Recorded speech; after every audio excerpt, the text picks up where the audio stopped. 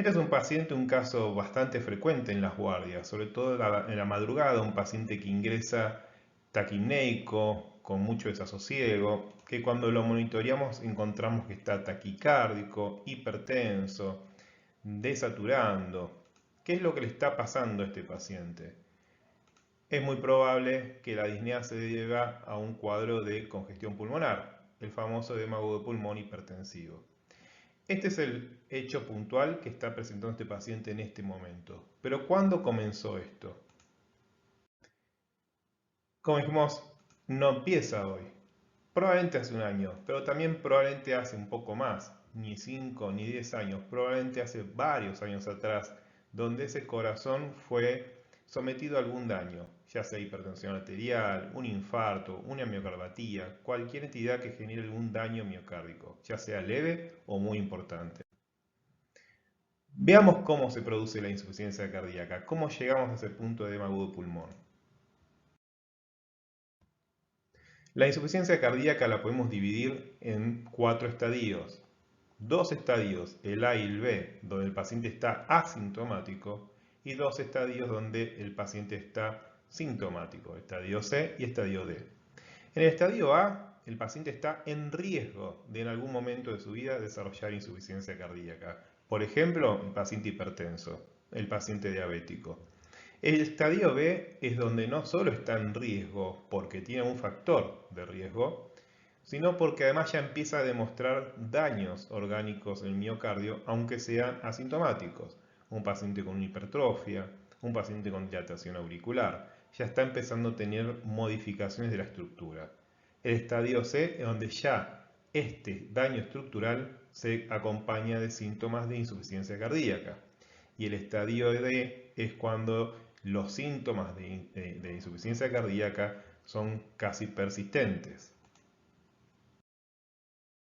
Volvamos al origen de todo.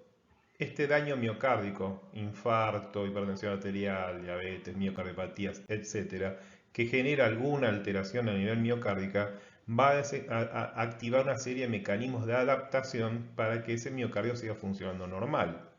Estos mecanismos de adaptación básicamente están dados por una activación del sistema simpático y una activación del sistema renina-angiotensina-aldosterona, y uno que activa a su vez al otro.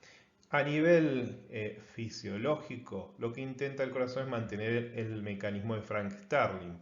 ¿Qué es esto? El mecanismo de Frank-Starling es tratar de encontrar el estiramiento, el mejor estiramiento del sarcómero para mantener una buena contractilidad.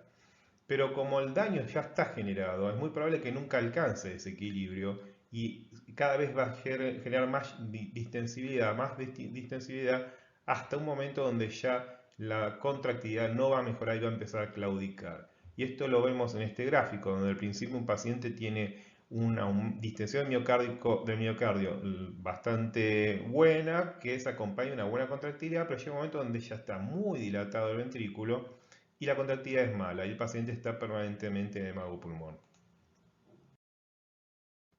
Entonces, volvamos a los mecanismos de adaptación. Habíamos hablado de la activación del sistema adrenérgico. El sistema adrenérgico, cuando se activa, va a aumentar la frecuencia cardíaca, va a incrementar el inotropismo cardíaco, aumenta las resistencias periféricas, redistribuyendo el torrente sanguíneo a los principales órganos, y va a activar el sistema renina-angiotensina-aldosterona. Esto a su vez va a tener un efecto a nivel cardíaco, favoreciendo el remodelado e incrementando la fibrosis miocárdica, y va a actuar a nivel renal generando retención de agua y retención de sodio. Entonces, en resumen, un paciente que tuvo un daño en algún momento de su vida activa una serie de mecanismos de adaptación, dentro de los cuales van a generar un aumento de la noradrenalina, de la renina, de la angiotensina, de la aldosterona, de la endotelina y de péptido natriurético, que eso va a llevar a generar una serie de modificaciones como hipertrofia de miocitos, alteraciones de la matriz intersticial, expresión de genes fetales, alteración de proteínas del control del calcio, muerte celular, va a llevar a su disfunción sistólica o diastólica, o las dos, va a generar un aumento de la tensión parietal y va a volver a generar, a estimular ese circuito. Esto habitualmente decimos que se convierte en un círculo vicioso. Fijémonos estos marcadores en pacientes con insuficiencia cardíaca. Fíjense que el rojo es el paciente que ya está en un estadio C o D. El rosita, naranjita claro, es el paciente que todavía está en un estadio B. Fíjense cómo van incrementando estos valores de noradrenalina plasmática, de actividad de renina plasmática, de arginina vasopresina y de BNP, a medida que el paciente progresa en su enfermedad. Entonces, todos estos mecanismos, en conclusión, van a llevar a congestión como un mecanismo de adaptación. Pero cuando hablamos de círculo vicioso es porque la noxa, al no ser resuelta y tratar de esos mecanismos de adaptación tratan de resolverla, no lo logran resolver y va redoblando la apuesta, va generando mayor activación, en realidad no es un círculo vicioso per se, sino es como una especie de vortex. Esto es una espiral en aumento. Esta es la evolución de la insuficiencia cardíaca y, como dije, lleva a la congestión. Cuando vemos cómo es la característica de los pacientes que se internan en cualquier lugar del mundo, el 90% de los pacientes se encuentran congestivos al momento de la presentación.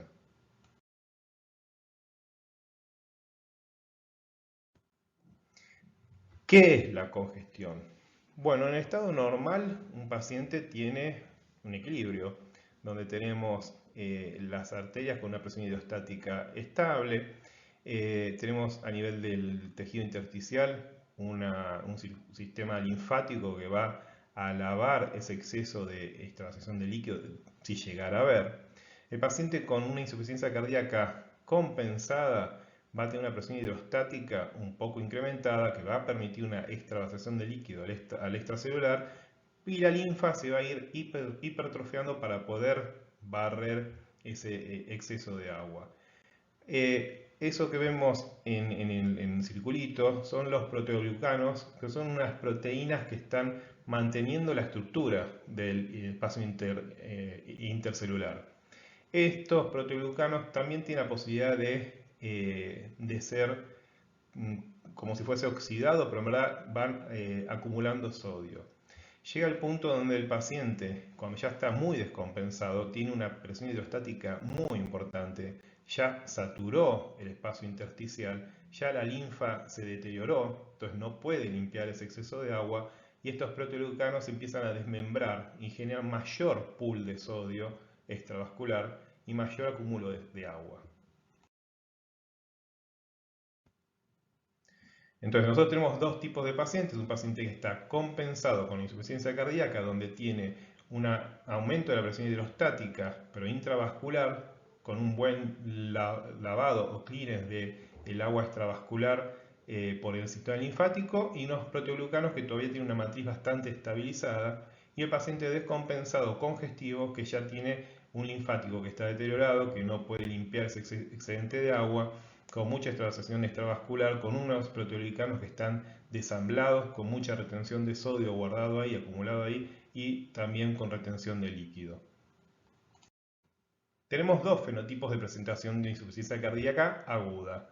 Tenemos el tipo vascular, que es parecido al paciente que vimos al inicio. Es un paciente que probablemente hasta este día no se sentía mal. Y tampoco se lo ve congestivo, francamente, si bien tiene rales, no tiene edemas. Este es un paciente que probablemente estuvo siempre con este estado de aumento de hidrostático intravascular, pero no tanto en el extravascular.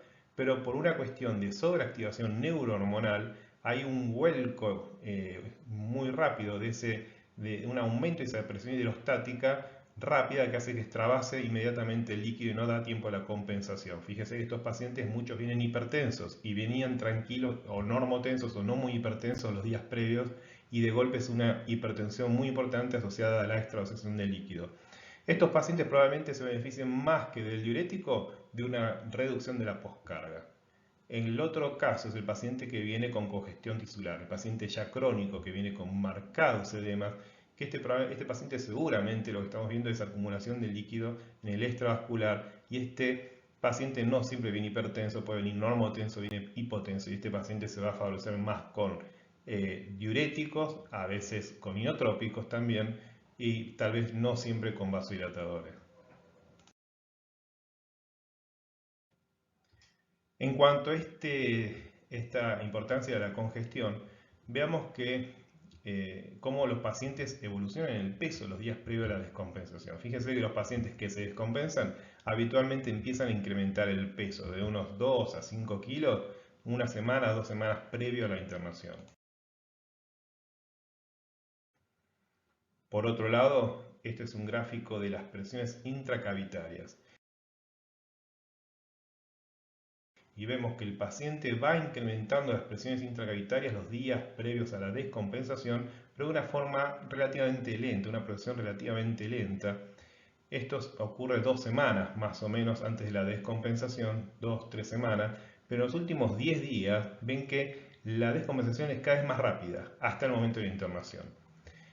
Acá se sospecha que este último aporte de incremento de cargas podría estar vinculado con la circulación esplácnica. Entonces, en conclusión, el paciente con insuficiencia cardíaca posee una serie de mecanismos de adaptación que están muy activos y que llevan cada vez más a una descompensación, pero muchas veces en un periodo subclínico. Cuando el paciente está clínico, empieza a estar sintomático, nuestro tratamiento hace que el paciente vuelva a estar asintomático. Lo importante es tener en cuenta que una vez que el paciente está asintomático, la entidad, lo que lo llevó a eso, no está resuelto, está activo y seguramente no va a estar activo igual a como estaba antes de estar sintomático, sino que va a estar más activo. Por eso es muy importante, como vamos a ver en otras clases, el manejo médico para mantener a ese paciente con este sistema, todo este desarreglo que intenta en verdad adaptar a ese corazón, tenerlo lo más frenado posible para evitar de vuelta la expresión sintomática. ¿Por qué es importante conocer la insuficiencia cardíaca? Básicamente porque la prevalencia de pacientes con insuficiencia cardíaca incrementa con la edad. Después de los 60 años se convierte en una entidad muy prevalente y de hecho es una de las principales causas de internación. Y por otro lado, porque el perfil de población en la constitución por edad ya no es piramidal donde hay mucha gente joven y poca población añosa. Cada vez tenemos menos jóvenes y cada vez tenemos más añosos. Por lo tanto, si dijimos que la insuficiencia cardíaca aumenta con la edad y estamos hablando que en los próximos años vamos a tener una población mucho más añosa, quiere decir que pacientes con insuficiencia cardíaca van a haber muchísimos más. ¿Cómo los diagnosticamos? Tenemos los criterios de Framingham, son los criterios clásicos para diagnóstico de insuficiencia cardíaca. Los dividimos en criterios principales y criterios secundarios. ¿Cuáles son los principales? Disnea paroxística nocturna, ingurgitación yugular, Rales, cardiomegalia radiológica, edema agudo de pulmón, galope, el R3, una presión venosa central aumentada, reflujo hepatoyugular y una pérdida de peso importante con 5 días de tratamiento. Y los criterios secundarios serían edema malleolar bilateral, latos nocturnas, disnea de esfuerzo, hepatomegalia, derrame pleural, reducción de la capacidad vital, taquicardia. 2 criterios mayores ya constituyen el diagnóstico o un criterio mayor y 2 secundarios. Hago una breve orientación hemodinámica para que entendamos lo que voy a hablar a continuación. Nosotros podemos hablar del corazón, la función cardíaca según el volumen minuto, es decir, cuánto eyecta el corazón de sangre por minuto, pero esto puede ser diferente de una persona de 1,80 m y de una persona de 1,60 m, por lo tanto si lo indexamos por la superficie corporal nos va a dar el índice cardíaco y lo normal es que sea mayor de 2,2 litros por minuto por metro cuadrado. Por otro lado, vamos a ver las presiones intracavitarias y sobre todo vamos a ver la presión de enclavamiento. Este gráfico que están viendo ahí, que no voy a entrar en detalles para no confundir, es como un catéter que se mete en las cavidades, se introduce en las cavidades y va midiendo las presiones y este es el catéter de Swan-Ganz. En este caso vamos a hablar del último punto que es el catéter que llega a la circulación pulmonar. Y lo que está viendo en la circulación pulmonar es por una cuestión de continuidad, es un equivalente a lo que está adentro de las cavidades izquierdas. Esta es la presión capilar pulmonar, la presión de enclavamiento pulmonar o también la wedge. Sería un equivalente a la presión hidrostática. Cuanto mayor presión hidrostática a nivel pulmonar, más riesgo hay de que extravase el líquido y genere edema agudo de pulmón. Lo normal es que sea una presión wedge o capilar menor de 15. Al paciente con insuficiencia cardíaca le vamos a tener una tolerancia hasta 18. Entonces el paciente que tenga más de 18 de presión milímetro de mercurio de presión de enclavamiento pulmonar va a estar extravasando y teniendo congestión pulmonar. Dicho todo esto, nosotros podemos diferenciar 4 tipos de pacientes según la clasificación hemodinámica de Forrester. Normal, el paciente que tiene un índice cardíaco mayor de 2.2 y una capilar menor de 18 tiene una mortalidad menor del 3%.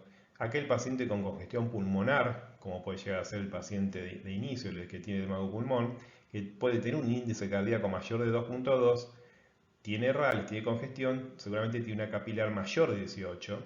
También puedo encontrarme con un paciente que tiene RALs, está congestivo, pero está hipotenso y probablemente tiene un índice cardíaco menor de 2.2 y este paciente está en shock y tiene altísima mortalidad, 80-90%.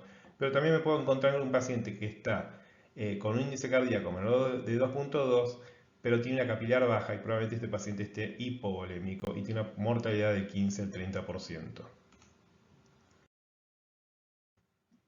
Clínicamente, sin tener que colocarle un catéter de Swan-Ganz, también puedo hacer una estimación de en qué cuadrante está mi paciente. Y esta es la clasificación según el perfil clínico de Stevenson. Yo veo al paciente, lo veo seco, no tiene edema, está calentito. Yo digo que este paciente está normal y seguramente tengo un índice cardíaco mayor de 2.2 y una capilar menor de 18. Yo veo a este paciente que está tibio, está caliente, está con RALs, está con edemas. Este paciente seguramente está con un índice cardíaco mayor de 2.2 y una capilar mayor de 18.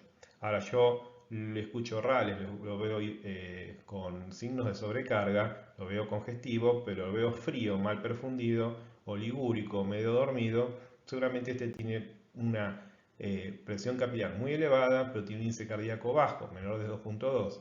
Y también me puedo encontrar un paciente similar, que esté frío, con un índice cardíaco menor de 2.2, pero no lo veo edematizado y probablemente esté frío y seco. Y es un paciente con una mortalidad de 15-30%.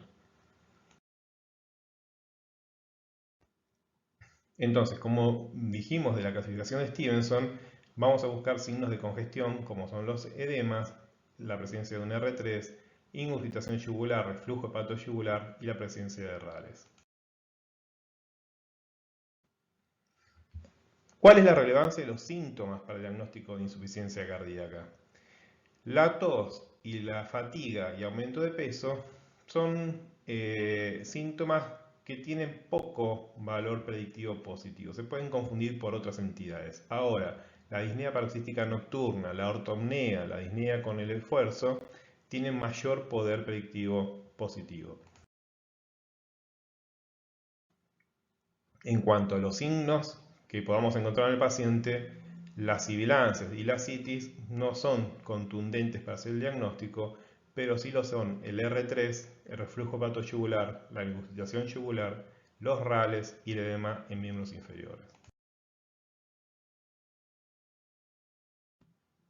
La ingurgitación yugular es un elemento que tenemos de muy fácil acceso y tiene bastante valor para estimar la presencia de congestión. El valor es mayor cuanto más turgente está el yugular o cuando no. Si está colapsada es muy probable que no tenga una PVC alta. Y si está muy turgente es probable que sí tenga PVC alta.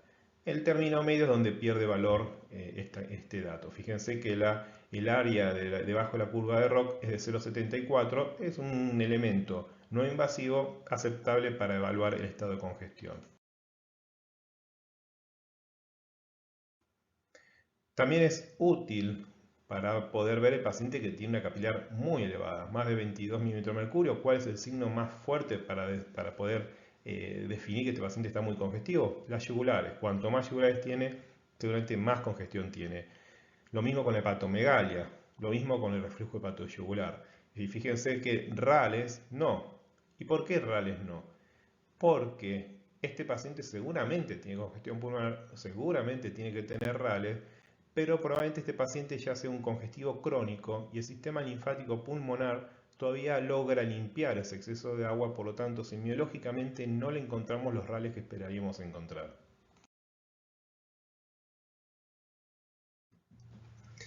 Tiene implicancia pronóstica la presencia de ingurgitación yugular y del R3. El paciente que tenga alguno de estos dos signos tiene peor pronóstico.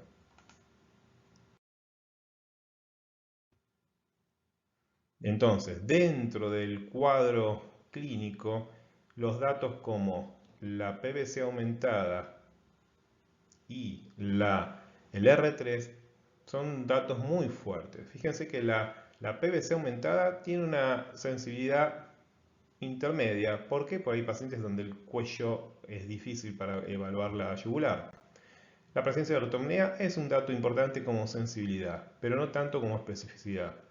Pero como dijimos antes, una PVC muy importante o una yugular muy turgente es muy específica de sobrecarga hídrica, de congestión. Y la presencia del R3 es específica totalmente del problema cardíaco, pero es muy poco sensible porque muy pocos lo saben notar, lo saben escuchar. Pero cuando se escucha, seguramente tiene insuficiencia cardíaca. ¿Qué pasa cuando la clínica no me alcanza? Y acá es cuando vienen los métodos complementarios. La radiografía de tórax, un método muy accesible y de bajo costo, en el cual podemos encontrar unos signos con alto valor predictivo positivo, como la congestión venosa, el edema intersticial, el edema alveolar y la cardiomegalia, además del derrame pleural. Por otro lado, nos puede ayudar para interpretar el estado de congestión del paciente. Yo puedo interpretar que el paciente tiene entre 18 y 20 mililitros de mercurio, presión capilar, si yo lo único que veo es redistribución de flujo. Si yo veo que hay sombras periliares y líneas B de Kerley, ya diría que puede estar entre 20 y 25 mililitros de mercurio. Ahora, si empiezo a ver rosetas paracinares, ya probablemente tenga una presión de enclavamiento de entre 25 y 30. Y si ya veo coalescencia de rosetas, la placa está muy blanca, ya podría estimar que la presión de enclavamiento es mayor de 30. El electrocardiograma también es otro elemento diagnóstico muy accesible y barato, donde el mayor valor lo va a tener de encontrarse con un electrocardiograma con alteraciones. Configuración auricular, alteraciones de la onda T, cualquier hallazgo anormal suma para el diagnóstico de insuficiencia cardíaca. Y obviamente el ecocardiograma. El ecocardiograma nos va a dar datos sobre la función ventricular, valvulopatías, trastorno de la motilidad, constricción, restricción, patología pericárdica. Nos va a evaluar realmente en qué situación está el corazón. Ahora bien, si me dicen que la función ventricular del corazón es buena, esto no descarta la posibilidad de que el paciente esté con insuficiencia cardíaca, porque como dijimos, la insuficiencia cardíaca puede estar con buena función o con mala función. Entonces, sí es importante ver el estado de carga, el estado de lleno del ventricular, que esto nos va a hablar de cuánta congestión puede estar teniendo este paciente. Otro método de análisis para el paciente pueden ser los péptidos natriuréticos, como el BNP, ProBNP y NT-proBNP. Estas son sustancias, hormonas que se liberan de las cavidades cardíacas, que aumentan cuando hay una expansión de volumen, cuando hay una sobrecarga de tensión, de presión, es decir, cuando está tenso el músculo. Se libera el ProBNP, el ProBNP se va a dividir en NT-proBNP, que es una porción inactiva, y el BNP, que es la porción activa. El NT-proBNP, como dije, es biológicamente inactiva, tiene mayor relación con la edad y la función renal, por lo tanto no hay una línea de corte bien clara, hay que ver según la edad cuál sería la línea de corte. Tiene una vida media más larga, 120 minutos. El BNP es activo y la vida media es más corta, 20 minutos. El péptido lo vamos a ver muy elevado, el BNP y el proBNP, en algunas situaciones, como por ejemplo el paciente que tiene disfunción sistólica, se va a ver más elevado que el paciente con disfunción diastólica. El paciente que está más congestivo va a estar más elevado. El paciente que tenga mayor edad tal vez también se va a ver más elevado, y el paciente que tenga fibrilación auricular también se va a encontrar más elevado. Es un marcador que nos puede discriminar muy bien entre la población sana y la población enferma. Factores que elevan los péptidos natriuréticos a nivel cardíaco, como dije, la insuficiencia cardíaca, síndromes coronarios, miocarditis, embolismo de pulmón, hipertrofia ventricular, comportamiento restrictivo, alguna valvulopatía, contusión cardíaca, etc. A nivel no cardíaco, y esto es importante tenerlo en cuenta, como dije previamente, la edad, la función renal, pero hay un dato que lo vamos a ver aparte.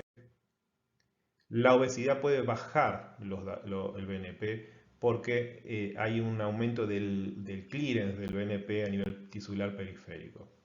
Ahora bien, ¿para qué me sirve el BNP? Para hacer el diagnóstico diferencial. Yo tengo un paciente con disnea, no me queda claro, por ejemplo, el caso típico para ejemplificar es el paciente con EPOC, viene con disnea y no queda claro si tiene insuficiencia cardíaca o no. Le pido un BNP. Si el BNP me da menos de 100 picogramos por mililitro, es muy poco probable que el paciente esté congestivo. Ahora, si me da más de 400 picogramos por mililitro, es muy probable que lo que predomine es la insuficiencia cardíaca. Si me encuentro entre un 100 y un 400 picogramos por mililitro, es más difícil dividirlo. Esto puede estar dado por el mismo EPOC, puede estar dado por disfunción del ventrículo derecho. No está claro ahí bien para definir la patología. Entonces, este es un algoritmo diagnóstico propuesto por el último consenso europeo para la insuficiencia cardíaca en paciente crónico estable. Vamos a empezar con la sospecha del paciente con insuficiencia cardíaca. Vamos a ver la búsqueda de factores de riesgo, qué síntomas y qué signos tiene, y un electrocardiograma que, si es normal, suma. A esto vamos a seguirlo con un análisis de BNP o NT-proBNP. Una aclaración: en nuestro medio es complejo que las obras sociales reconozcan este dato en el laboratorio. Habitualmente lo tiene que pagar el paciente y es un dato, es un elemento, un valor caro. Si el BNP me da alto, y fíjense que acá yo había hablado que era una línea de corte de 100 y acá estamos hablando de 35 picogramos. Y acá vuelvo al título. Este es en el paciente crónico estable.